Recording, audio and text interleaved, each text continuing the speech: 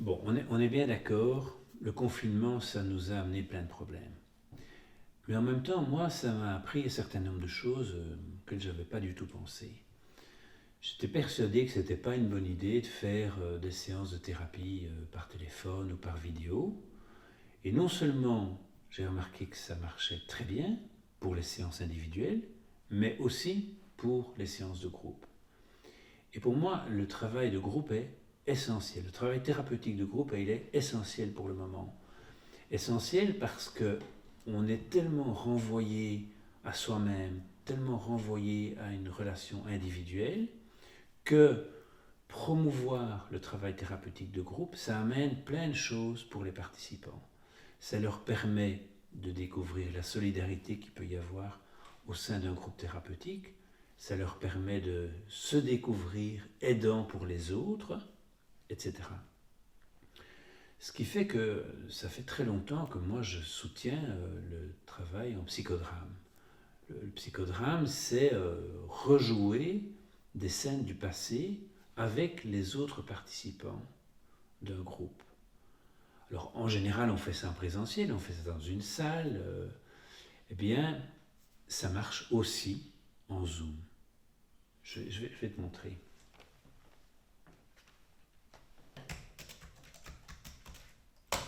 Voilà. Voilà. Bien, vous avez la parole. Donc au début, chacun vient avec ce à quoi il a pensé pendant la semaine. Ben moi, ça n'a pas été facile cette semaine. On a eu une dispute et mon mari, ben, il a crié bien fort là et il a vraiment élevé la voix très fort et je sais pas, moi ça m'a vraiment, je me suis effondrée. Ben, tu sais, c'est pas parce qu'il a élevé la voix que c'est grave, hein. Il est peut-être juste un peu énervé pour des choses qui n'ont rien à voir. Les hommes, c'est quand même toujours agressif. Moi, Claire, ça me parle. Je me dis, je crois que j'aurais été aussi assez mal si mon mari avait crié comme ça. Alors ce temps de parole, il peut durer 20 minutes, 30 minutes. Les uns et les autres disent à quoi ils ont pensé, un souvenir.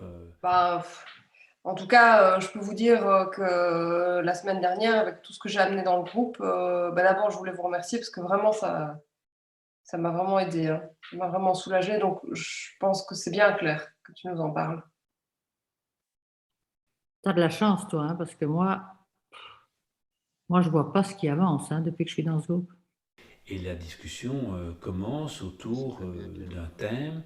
Bon, ça peut durer parfois un long moment et personne n'est obligé de s'exprimer. Quelqu'un peut rester silencieux pendant toute la séance s'il le souhaite. Du coup, on Claire, s'éloigne un peu. Enfin, cette question homme-femme, sorry, mais Claire, elle vient avec un truc lourd là, et puis on Ouais, continue sur le thème de. Hein, je sais pas. Moi, je trouve que bah, visiblement, tu as l'air très secouée, Claire. Mm. Claire, on jouerait quelque chose. Puis donc à un certain moment, je vais proposer qu'on fasse un jeu. Ben oui, oui, je veux bien, oui. À ce moment-là, ben, quand on est dans une salle, quand on est en présentiel, ceux qui jouent se lèvent. Bon, ici, on voit que ça fonctionne, même sans bouger. Qu'est-ce qui vous vient comme idée là autour de cette dispute? Ouais, je sais pas, ouais, je pense que ça lui est jamais arrivé, il n'était pas comme ça, qui crie. Mais moi, j'ai pas compris non plus, ça m'a vraiment fort, j'ai pas, ça m'a vraiment atteint et fort effondré. J'ai pas vraiment, bon, parce qu'il a crié fort, quoi, mais bon, il faut dire que c'est vrai que quand je l'ai vu crier, j'ai eu comme un flash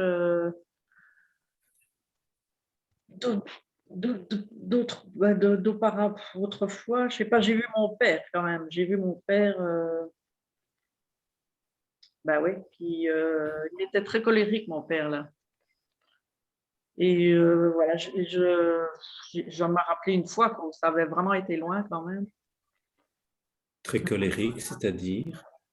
Et il soupolait, quoi, il pouvait s'emporter pour un rien. Et ben alors, il s'en prenait surtout à ma mère, quoi. C'était elle qui était ben, visée, quoi. Mais cette fois-là, c'était quand même vraiment fort parce que ben, on était à table et il a quand même pris un couteau, quoi. Mhm. On peut jouer ça? Ça se joue, ça? C'est pas drôle, hein? Je sais pas. Bah oui, pourquoi pas, mais Tout peut être joué, hein? Tout peut être joué, mais pas n'importe comment. On peut jouer les événements de la vie quotidienne, des scènes assez banales, mais on peut aussi jouer des événements traumatiques. Bon, je te donne un exemple. Une femme se tait pendant 3 ans dans le groupe. Elle dit rien. Et puis un jour, la confiance a pu s'installer. Elle dit quand j'avais tel âge, j'ai été abusée ou j'ai été violée. Évidemment, on ne va pas jouer cette scène-là. Mais on peut jouer le lendemain quand elle en parle à sa mère qui a écouté, n'a pas rien voulu entendre, ou à la police qui était bienveillante, où elle peut dire j'en ai jamais parlé à personne, c'est la première fois que j'en parle aujourd'hui. Bon, alors comment est-ce qu'on va mettre ça en scène? Ben, on peut l'inviter à penser un fil imaginaire entre l'événement traumatique et aujourd'hui. Et juste de rappeler les événements importants de sa vie sur ce fil imaginaire. Elle va juste dire 2 ans après, j'ai passé le bac, j'ai réussi, c'était vraiment très important. Puis l'année suivante, je me suis marié, c'était pas une très bonne idée, etc. On va rien faire d'autre, on va pas faire de mise en scène, juste reprendre les éléments, les bornes de sa vie que le groupe va entendre et sur lequel il va éventuellement revenir en disant tiens, il y a 6 mois, tu nous as parlé de ce mariage et aujourd'hui tu dis que. Qui peut jouer votre père? mais ça, c'est pas un cadeau comme je quoi, quand même à donner à quelqu'un. C'est pas, enfin, ça me fait un peu mal de donner un rôle comme ça, je sais pas. On peut refuser, hein? Choisissez. Euh, ben, ben Bachir, si tu veux, mais tu peux dire, ouais, c'est pas drôle. Oui, ça va. Oui. Qui peut jouer votre mère? Euh, attends, ben Marie. D'accord. Donc il y a une scène qui se dessine et le protagoniste, celui qui raconte son histoire, distribue les rôles auprès des autres membres du groupe. Bien sûr, les hommes peuvent jouer des rôles de femmes et vice-versa, et on peut toujours refuser un rôle. Alors on peut aussi jouer des concepts. On peut jouer la peur, la tristesse, on peut jouer des objets, l'ours en peluche, la télévision. Tout ça est possible également. On va rajouter les murs de la pièce. Costa, vous pouvez jouer les murs de la pièce? Ah oui, les murs ont deux oreilles, ils entendent beaucoup. Doublez votre père, Claire. Ah, oh là. Ah, ben, je m'appelle Jean-Louis. Ben, je sais pas quel âge il a alors. Peut-être 48 ans, quelque chose comme ça. Ben, je rentre du travail et il faut que la table soit mise et que le dîner arrive et que les enfants doivent se tenir tranquilles. Et ben voilà, encore une fois, le sel n'est pas à table et encore une fois, je vais devoir me lever alors que j'ai travaillé toute la journée, quoi. Et voilà, ça m'a énervé. Qu'est-ce que je pense de ma femme? Ben, elle est là toute la journée, elle a que les enfants à s'occuper, elle peut bien faire à manger quand même, c'est pas. Voilà. Euh, elle m'énerve. Ce qu'elle dit m'énerve. Elle n'est pas accueillante quand j'arrive, je sais pas. C'est toujours des bêtes questions, je sais pas. Et qu'est-ce que je pense de ma fille Claire?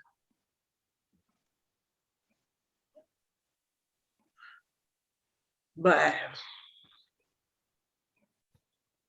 parfois, c'est bien qu'elle est là parce que voilà, elle vient m'aider quand même au jardin et tout ça, elle m'aide quand même et elle vient bricoler et tout.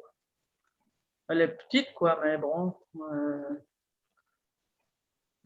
bah ouais, elle est souvent, je la trouve joyeuse quoi. D'accord. Vous doublez votre mère? Ben, je m'appelle Isabelle.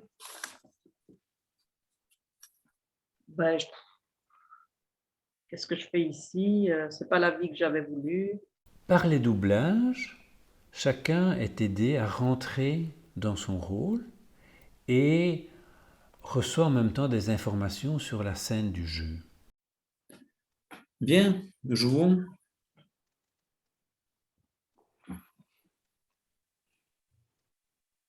T'assures-ci que tu rentres, mon rôti, il est déjà presque trop cuit. Encore du rôti, quoi. Encore du rôti. Enfin, j'ai fait ça parce que tu aimes le rôti.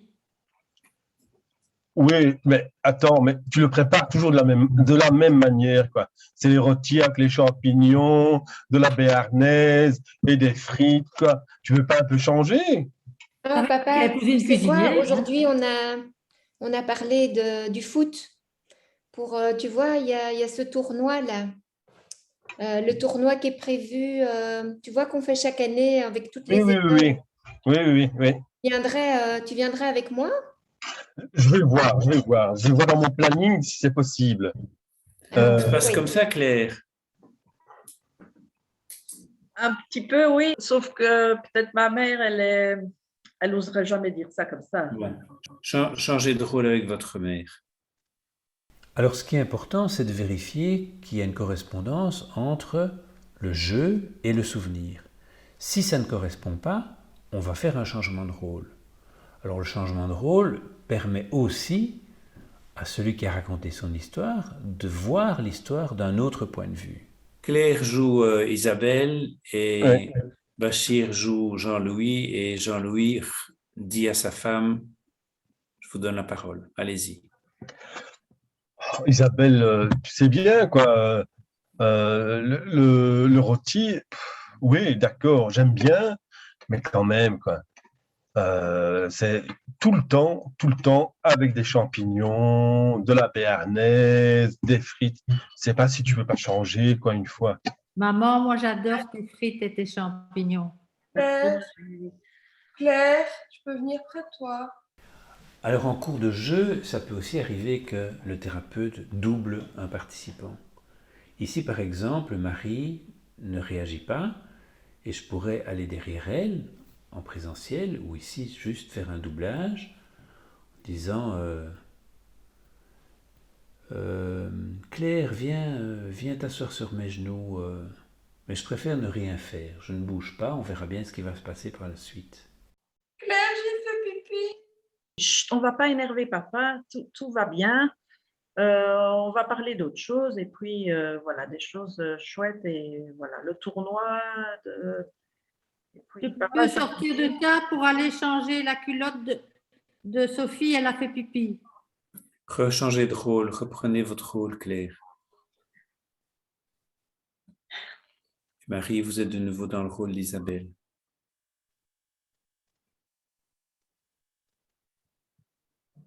Jean-Louis, arrête, écoute, on va manger, c'est de nouveau, on était bien et tu arrives et c'est de nouveau difficile, Mais arrête, je non, t'en prie. Mais allez, Isabelle, quand tu dis ça comme ça, mais les enfants, c'est pas étonnant que Mathéo il ait une réaction comme ça. Bon, Qui allez ne les va- filles, on va monter, on va déjà se brosser les dents, nous. Et venez, Mais on vous y n'avez va. pas encore mangé? Mais si, on a assez mangé, je Viens, crois. viens, Sophie, viens, regarde, il y a ton doudou qui est là. Alors le jeu, il peut continuer, et puis à un moment, le thérapeute, il met fin au jeu. Venez les filles. Claire, comment vous terminez le jeu? Ben, quand ça s'est passé vraiment, ben, mon père, Ici, comment vous terminez le jeu ici?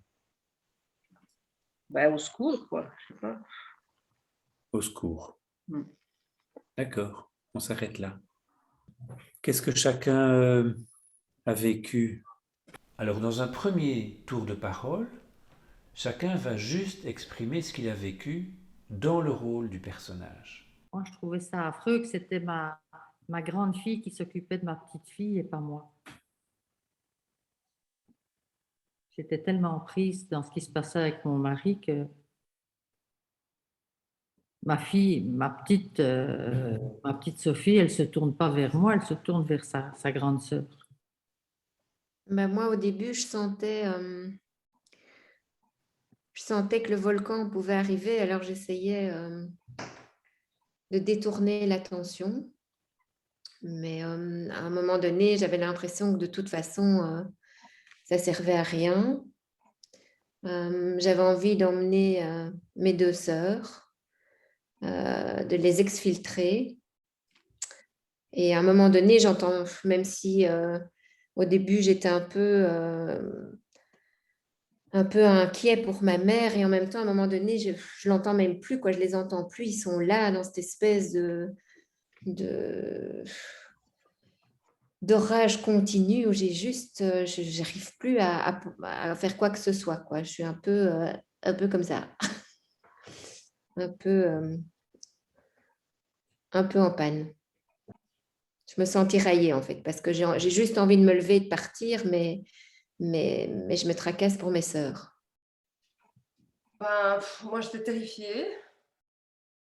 Je sentais que ça allait dégénérer.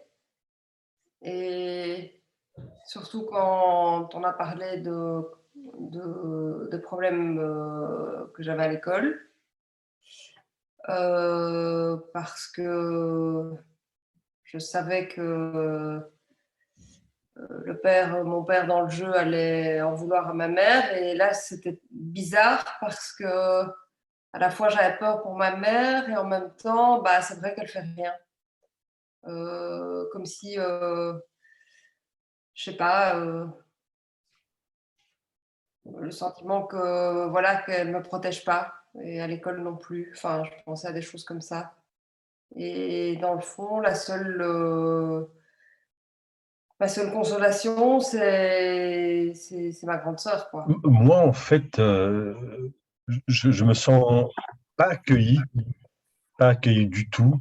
Je me sens être quelqu'un d'étranger dans ma famille et pas considéré. Et c'est ça qui me fait vraiment monter dans les tours, quoi, vraiment. Et surtout quand les enfants montent, c'est comme si vraiment, voilà, je suis un monstre, quoi. Je suis un monstre. Et je sens bien qu'il y a quelque chose entre mes enfants et mon épouse où moi je suis exclu. Et où j'ai l'impression que mon épouse ne fait pas d'effort pour pouvoir m'intégrer dans la vie familiale. Je sens que Claire est tiraillée de deux côtés, à la fois jouer le rôle de la mère, protéger la petite sœur. Voilà, et la maman, en fait, c'est comme si elle acceptait tout ça, en fait, sans rien faire. Je ne sais pas pourquoi elle accepte. Costas, en tant que mûr, vous avez des souvenirs d'autres familles qui étaient dans cette maison précédemment? Je peux dire que de la famille précédente qui habitait là, il y avait peut-être aussi des moments de tension. Marie, vous avez vécu quoi quand vous étiez dans le rôle de Claire? Tout était sur mes épaules.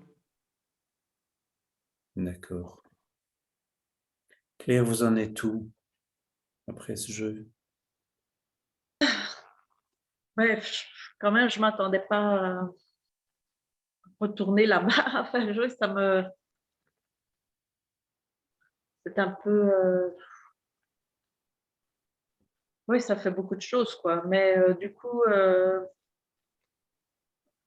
peut-être que voilà, je vois autrement. Enfin, voilà, c'est quelque chose que je ne parle pas souvent, quoi. Mon mari, il sait un peu, mais pas beaucoup. Et voilà, peut-être qu'il faut que que j'en parle, peut-être un peu plus. En tout cas, oui, que ça m'a fait penser à ça, quoi.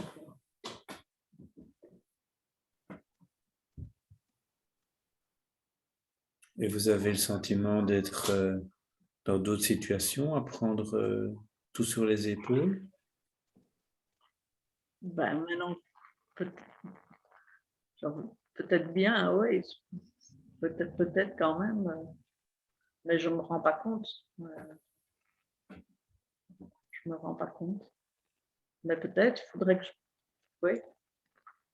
J'espère que je ne vous ai pas tous mis mal parce que je sais pas, c'est quand même pas. Non, non, tu as bien fait de nous en parler. On est là pour ça aussi. Dans ma famille aussi, il y avait des situations comme ça parfois. Voilà. Quand j'étais petit, parfois ça gueulait. Non, le fait que tu nous aies fait jouer comme ça, Claire, tant dans le jeu qu'après, je sais pas, ça me donne envie de venir à côté de toi et je sais pas, de te faire rire un bon coup, quoi.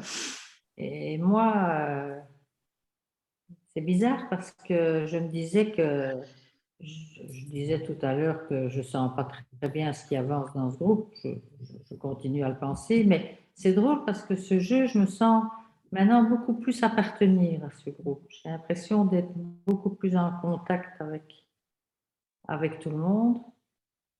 Oui, moi, je rebondis aussi sur ce que je disais de mon vécu là dans le jeu.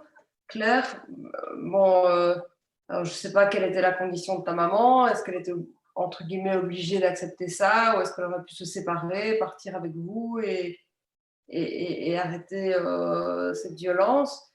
Mais bon, même si en même temps, bah, elle était peut-être victime de la violence, mais moi, je ressens quand même de la colère, quoi, vis-à-vis d'elle. Je sais pas, enfin, elle vous protégeait pas, quoi, en même temps. Quand j'ai joué la mère, en fait, ce mari m'emmerdait, mais mes enfants m'emmerdaient aussi. J'avais envie d'être ailleurs. Moi, ce que je peux dire, c'est que j'étais touché par Sophie, hein, par la détresse de Sophie. Vraiment.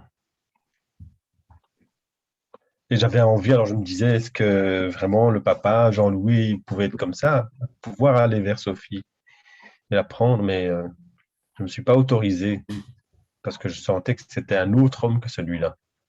Pour quelle raison le père se comporte comme ça, je me demandais. Alors, je me suis dit, qu'est-ce qui se passe? Il est fou furieux ou voilà, et qu'il ne trouve pas sa place ou quelque chose comme ça. Dans la maison, peut-être, voilà, il y avait la maison de l'autre famille, ils ont déménagé dans cette famille depuis 1 an. Alors, ils ont vécu quand même avec la famille d'Isabelle pendant 7, 8 ans, 7 ans, 8 ans, tous ensemble. Hein. Vie communautaire, ça ne devait pas être fastoche. Hein. Donc après que chacun ait pu s'exprimer sur ce qu'il a vécu dans les rôles, je leur demande à quoi vous avez pensé par rapport à vos histoires à vous. Est-ce que ça vous fait penser à d'autres choses, les uns et les autres?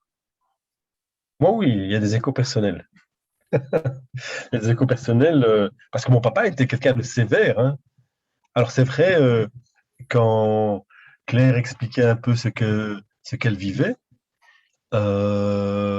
eh bien, moi, ça faisait vraiment écho.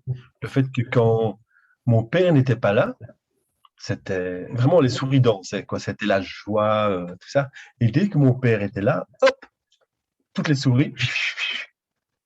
Ouais, je comprends très bien ça. Moi, dans le jeu, c'est drôle parce que j'y ai pensé, j'ai pas trouvé l'occasion de le dire, mais je me disais, comme c'était bien quand on vivait chez mon père et ma mère, et comme j'étais plus à l'aise là, et un peu comme si aucun homme ne sera jamais aussi bien que mon papa. Dans le rôle d'Isabelle ou comme toi, en toi, Marie, Les deux. les deux. Ah,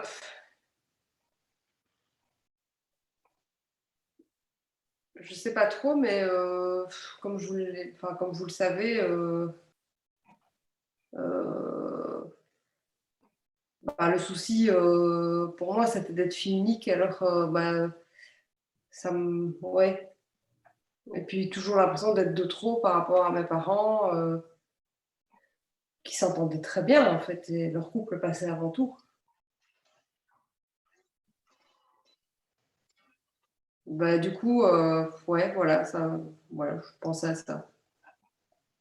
Et j'ai toujours cru qu'une famille nombreuse avec plusieurs enfants, que ce serait super, mais bon, peut-être finalement, ça suffit pas, hein.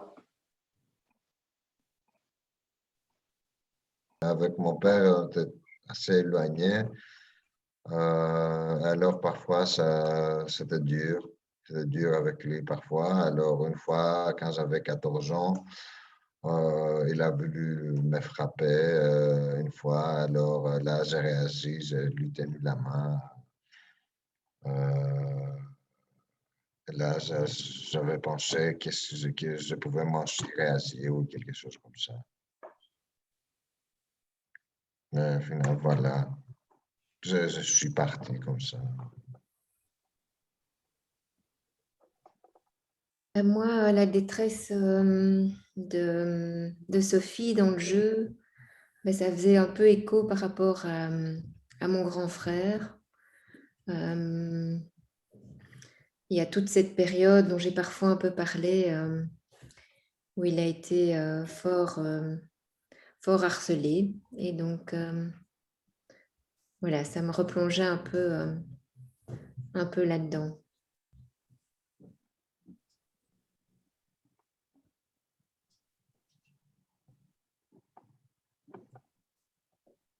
Même s'il n'y a pas de lien, évidemment, avec son décès.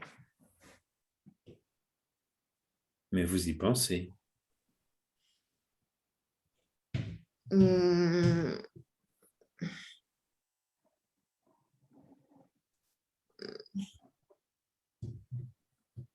oui.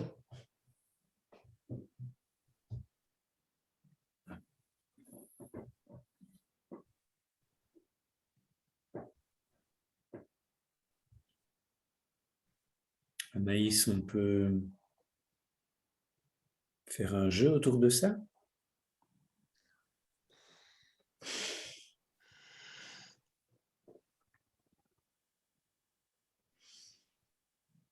Oui. Alors, comme on le voit, une scène peut en entraîner une autre et un jeu peut émerger et sera joué dans la même séance ou la semaine d'après. Alors, tout ce travail est possible grâce à un certain nombre de règles. Et une des règles les plus importantes, c'est celle de la confidentialité. D'ailleurs, ce qu'on vient de voir, ça a été joué par des collègues et évidemment pas par des patients.